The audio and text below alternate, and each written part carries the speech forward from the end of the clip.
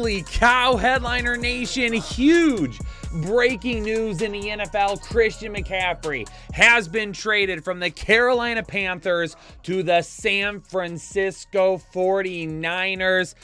We knew a possible trade could be coming, but here is the big one. Fantasy impacts across the landscape. And just a few moments ago, oh man, it was reported by Adam Schefter, a stunner. The Panthers are trading Pro Bowl running back Christian McCaffrey to San Francisco, and it looks like it's going to be in exchange for draft picks. McCaffrey returns to the Bay Area where he attended Stanford. Now, I've got Twitter pulled up in front of me right now to see if there's anything else coming out about what could be in the trade. It sounds like it is 100% going to be draft picks, however, and this is absolutely, this is crazy fantasy impacts here, because number one, if you own Christian McCaffrey, he could not have ended up in a better spot. Now, does his ceiling get a whole lot higher? It's hard to imagine. He's still a top 3 type running back. He's going to be a guy that a lot of people are going to be looking at as possibly the RB1 the rest of the season, given the offense that he's going to be playing in and the head coach that he'll be playing for now. Is that necessarily inaccurate or accurate? I don't think so. I think it's very easy to sit here and say that Christian McCaffrey is likely going to be a game changer the rest of the season. So if you own him, congratulations, because you couldn't have asked for a better spot at this point. Now, what about everybody else? Everybody else on the San Francisco 49ers. I think the person that this helps the most, and y'all might call me crazy, is Brandon Aiyuk. Because Brandon Aiyuk is a guy that's going to be a little bit more of a deep threat, where Deebo Samuel is a guy that's still that kind of intermediate threat that takes those passes and takes them to the house, all right? Lots of yards after the catch.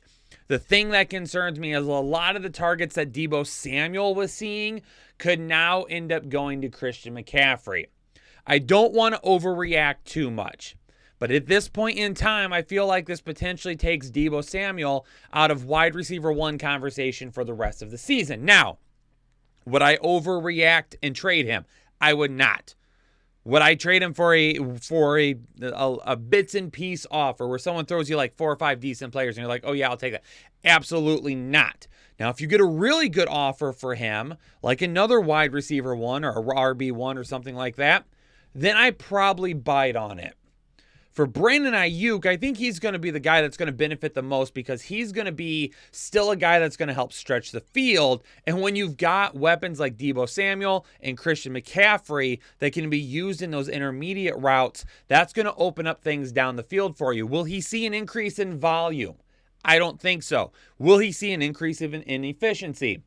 That's where things come into play. And that's where now Brandon Aiyuk becomes a guy that, is similar to a Tyler Lockett, a Gabe Davis, where he's really going to be based around those big plays and breaking off those big plays to be fantasy viable every single week. But I think it makes that opportunity better for him. What about George Kittle?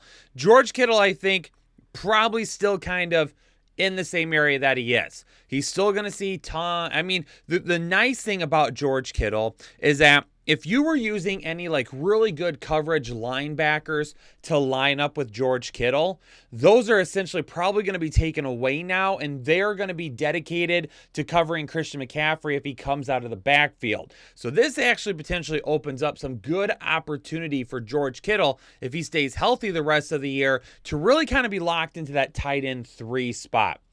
So there are some different things happening with San Francisco. What does this mean for Carolina? Absolutely nothing. Doesn't matter. Nope, doesn't matter. The only thing it means is now we're not starting anybody from Carolina ever again.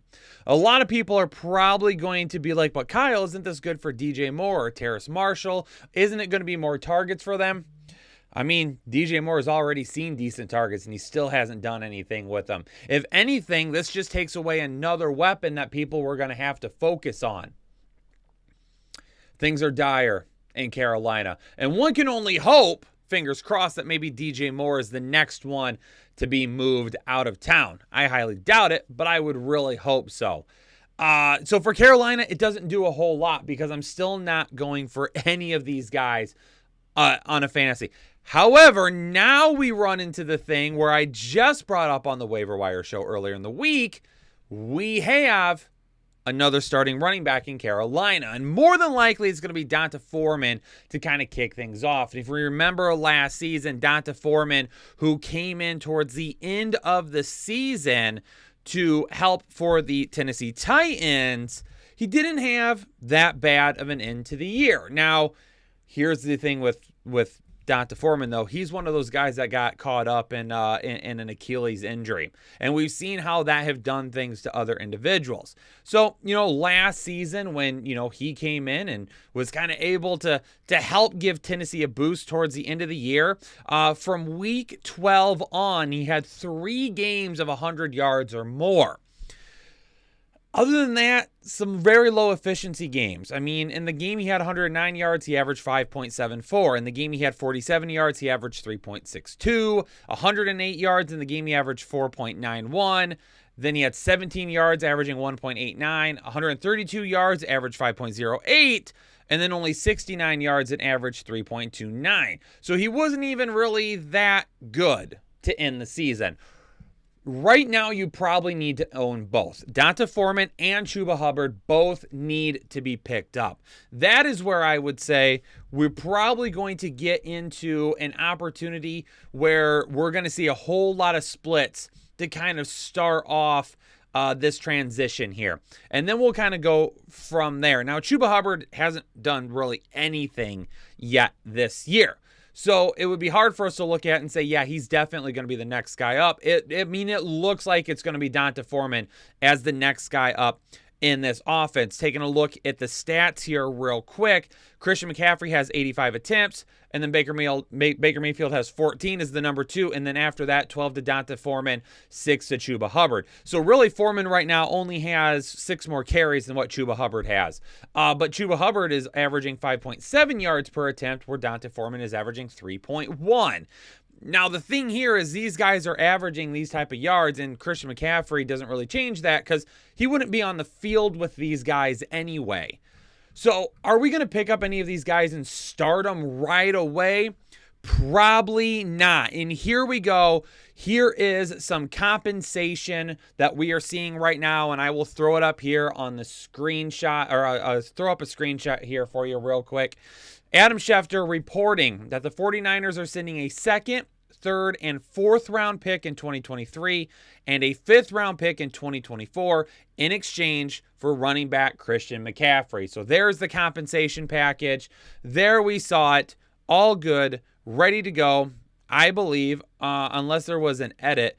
Wait a second. This says, sidebar here, this says last edited. Twitter has an edit function now? Since when does Twitter have an edit function? What does this mean for Jeff Wilson and Elijah Mitchell? Basically done at this point. So if you own Jeff Wilson, I mean, you can hold on to him if you want to. If you don't own Christian McCaffrey, though, I'm probably not holding on to Jeff Wilson. The big thing that becomes an issue at this point, though, is that if you were planning on Jeff Wilson this week, you're kind of screwed now at this point, because I would assume that Christian McCaffrey would play this week. Now, he might not, so don't drop Jeff Wilson just yet. Do not drop him just yet. We're going to have to just wait and see at what goes down. We're just going to have to wait and see what goes down at this point. So a whole lot going on here. As far as Jimmy Garoppolo from a quarterback standpoint, I don't mind it. I think it's going to help him a little bit more, open up some things, give him a dynamic playmaker. All around good for the San Francisco offense. I do see a slight bump down for Deebo Samuel, unfortunately. Jimmy Garoppolo is going to see a bump up. I think Brandon Aiyuk is going to see more increased efficiency. I think Christian McCaffrey is still the same type of player that we've seen in Carolina. And Carolina doesn't change anything for the wide receivers for me. Doesn't change anything for Baker Mayfield or any quarterback starting the rest of the season. And as far as the running back goes, D'Onta Foreman's going to be first guy up, but don't be surprised if Chubba Hubbard comes in at some point and really yanks that job out from underneath him. But there you have it. as best as a breakdown that I could do for you here. Super quick, breaking news for everybody. Hopefully you're all having a great night. Hopefully you all enjoyed Thursday Night Football, a much better matchup than what we've seen the last couple of weeks. If you've got questions about your lineup, now that we've got this, don't forget, we're going to be live Saturday night. We're going to be live Sunday morning. We've got videos coming out still that we're going to talk about more of this in depth as well. So hopefully you all get just a big grasp on what is going on, and we help you kind of figure out what's going on this weekend. But hopefully you all stay safe. Make sure you hit that like button for me. If you're new here to the Fantasy Headliners, hit subscribe down below and become a part of Headliner Nation today. And again, leave some comments down below letting me know what you think about the trade. Carolina fans, what do you think? San Francisco fans, what do you think? I'm going to get out of here, though. All of you stay safe and healthy. I'll catch you all on the next episode of the Fantasy Headliners. Analytics off the chain, all the channels not the same. Jake and Kyle, you know the name. Headliner Nation, we running the game. Y'all stuck on third down. Your content's plain Jane. Headliners on top now. We gonna move and change. Podcast off the rip. Draft guide, so legit. Fantasy world, our game tight. You know we about that Chubb life. Stuck in a rut and you need some motivation. Head to the channel for this Headliner Nation. I'm a headliner.